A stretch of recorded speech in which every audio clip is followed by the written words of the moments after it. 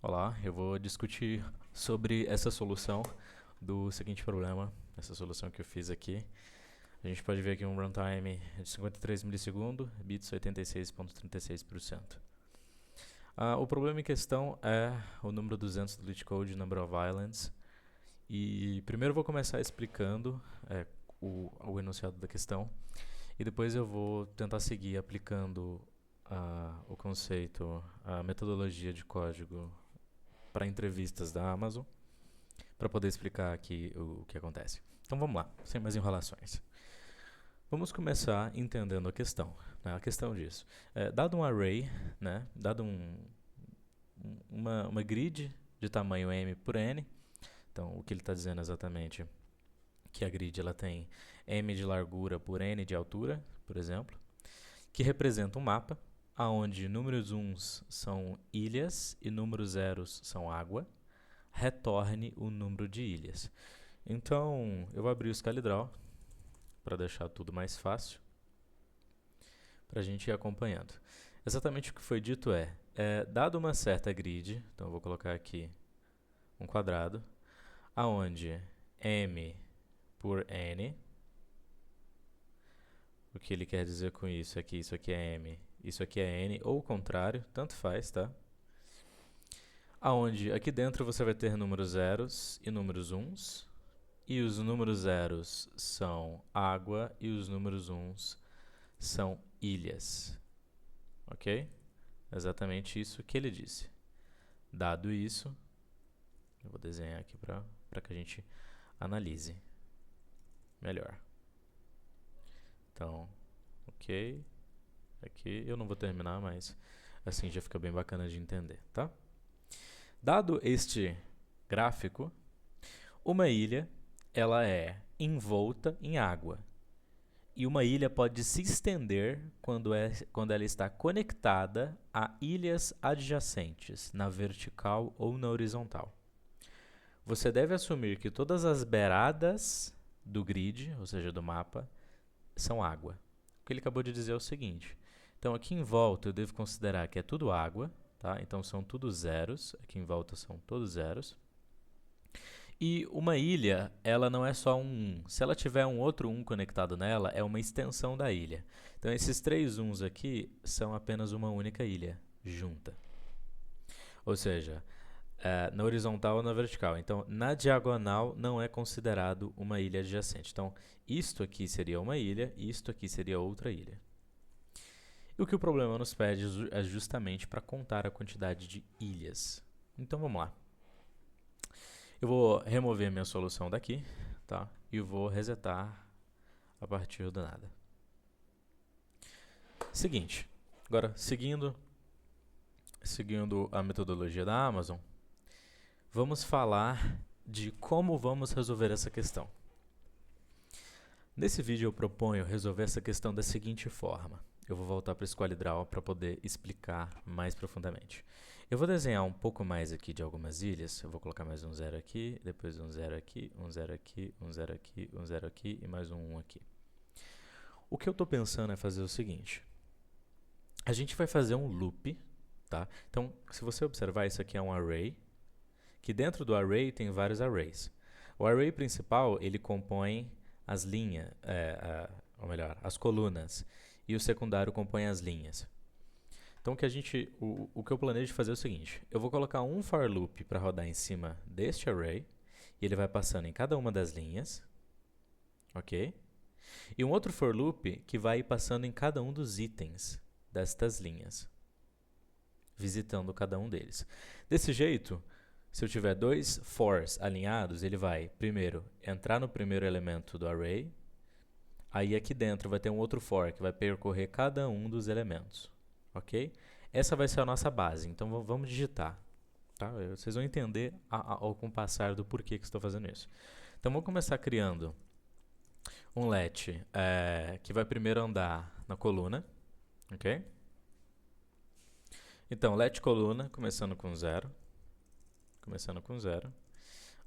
Enquanto a coluna, né, for menor do que grid.length, então até bater o total de colunas, maior não, menor do que o grid.length, até bater o total de colunas, eu vou fazer coluna mais mais, ok? E depois o outro for, let linha, começando em 0, enquanto linha for menor do que grid na posição da coluna, ponto length, porque é andar daqui, daqui, aqui, aqui, até aqui, não pode passar. Então, por isso que é grid na posição 0, que é essa aqui, até o final dela, ok? Pode ser um pouco confuso essa questão de linha e coluna aqui, tá? Eu defini dessa forma, mas se você tiver uma outra visão de como pensar, se você inverter, falar coluna e linha, ao invés de linha e coluna, vai do seu gosto, tá? Então, beleza. Esses meus dois fors, eles tecnicamente vão andar no array inteiro. Para a gente garantir, no array de arrays, para a gente garantir, eu vou imprimir coluna e linha e vou rodar o código só para a gente ver o que que está acontecendo. Então, tem aqui um pequeno problema no for. Eu esqueci do linha mais mais. Isso acontece, tá? Então, como a gente pode ver, se eu venho no stdout, ó, foi 0, 0, depois 0, 1, 0, 2, 0, 3, 0, 4. Aí foi 1, 0, 1, 1. Ou seja, ele está percorrendo cada um dos blocos, tá? Que pode ser tanto água como ilha. E o que eu vou fazer é o seguinte, a minha estratégia é a seguinte.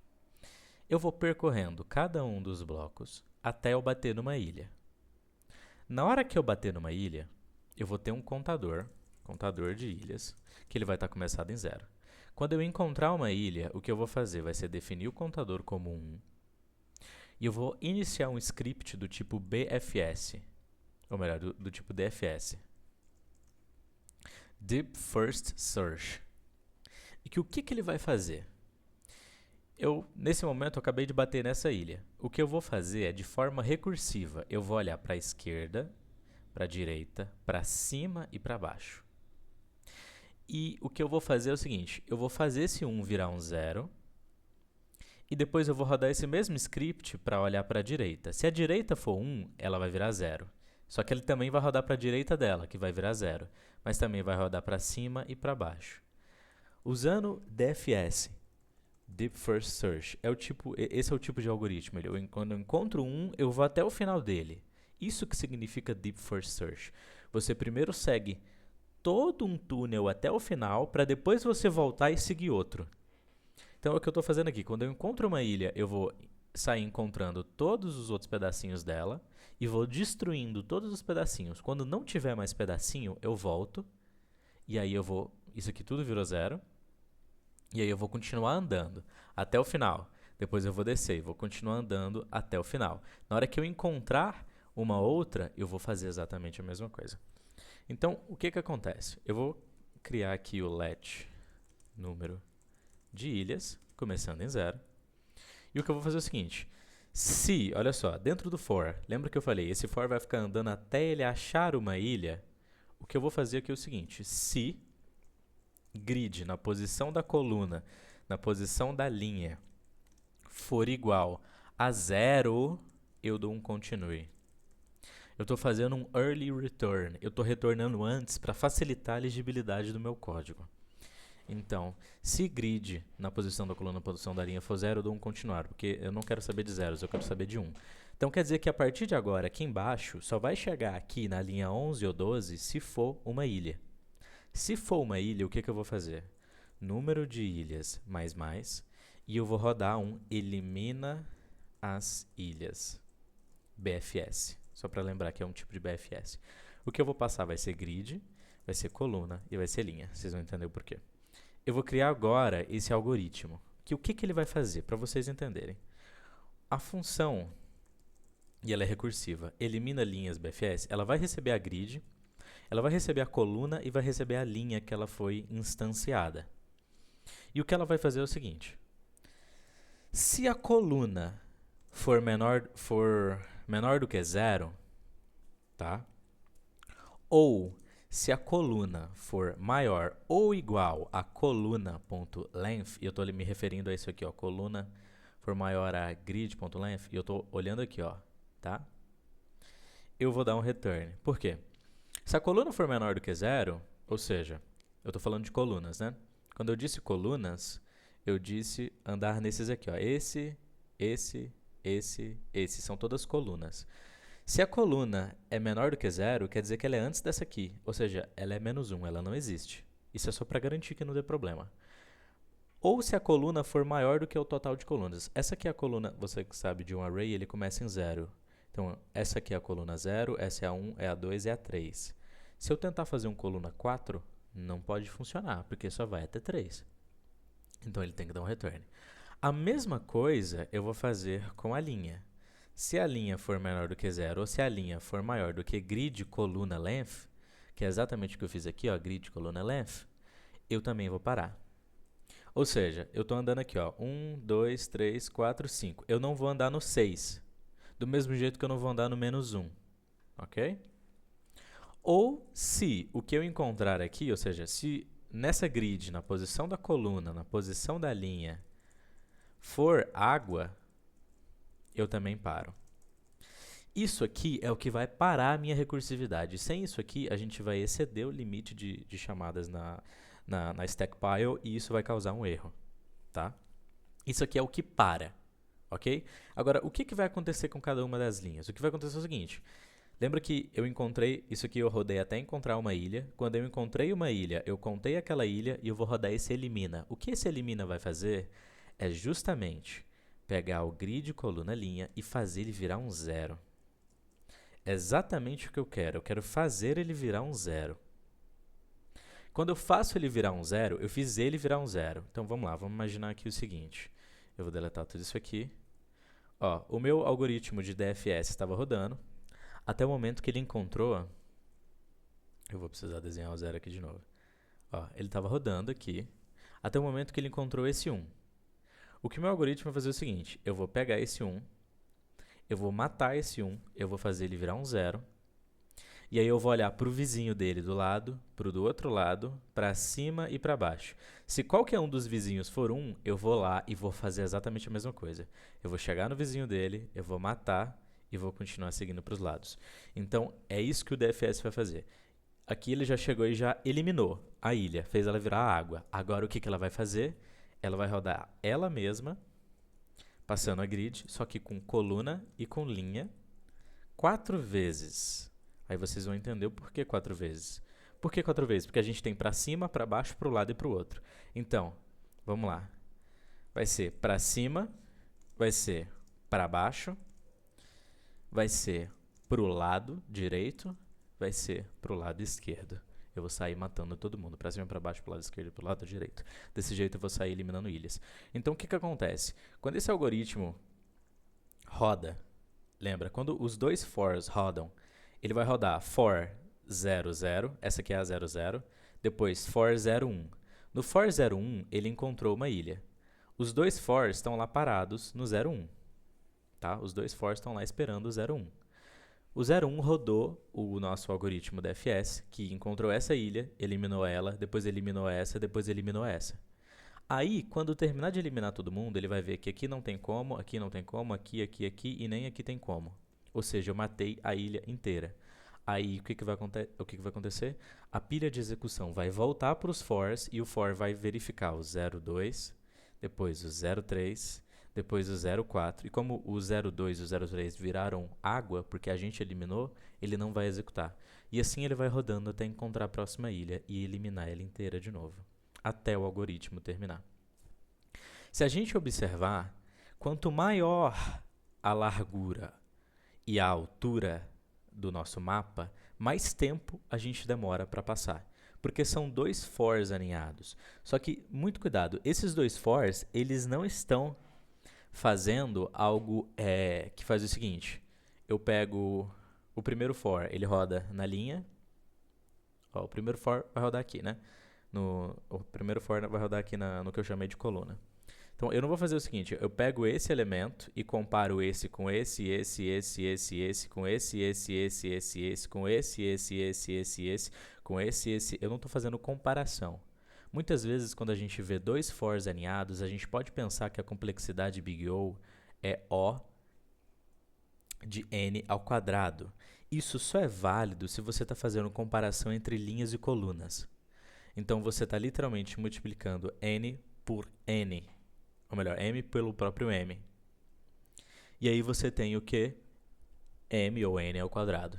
Aqui no nosso caso, se a gente for pensar no Big O dessa função, a gente tem que a gente vai rodar um for dentro do outro, só que quanto maior o m, mais fors eu rodo, quanto maior o n, mais fors eu rodo.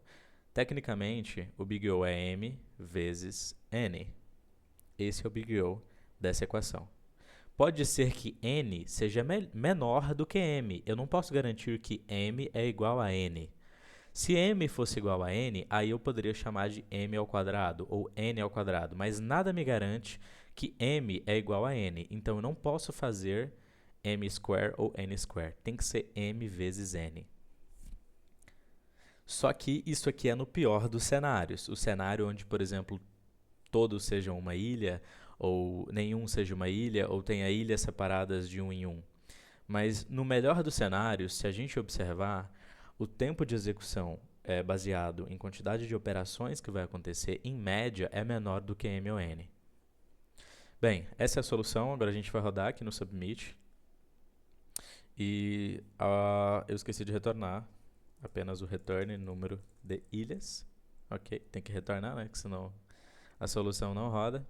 Eu vou fazer submit e maximum call stack exceeded, tá? Esse erro aconteceu comigo quando eu comparei com com três, grid, coluna, linha, grid, coluna maior, grid.length, ou grid, coluna.length, grid, coluna.length, ilha mais, se for continue, número de ilhas, grid, coluna e linha. O que houve de errado? Ele estourou o maximum call stack, ou seja, ou o retorno aqui não retornou ou a comparação não deu certo. Grid, coluna, linha, grid, coluna, linha, ele não conseguiu comparar. Ele comparou com 0, mas talvez não tenha dado certo.